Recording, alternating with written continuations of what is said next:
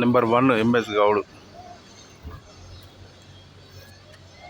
ఇదేంటో మీరు ఊహించి చెప్పగలరు? నేను చెప్పను ప్రత్యేకంగా.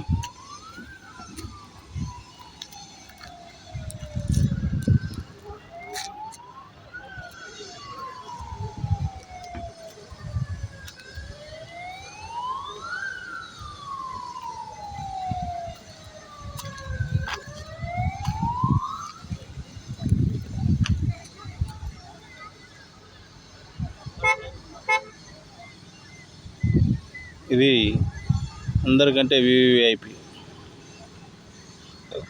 ఎంట్రన్స్. ఇక్కడికి రావడం జరిగింది ఈరోజు మన ఇన్ఫ్లుయెన్స్ తోటి.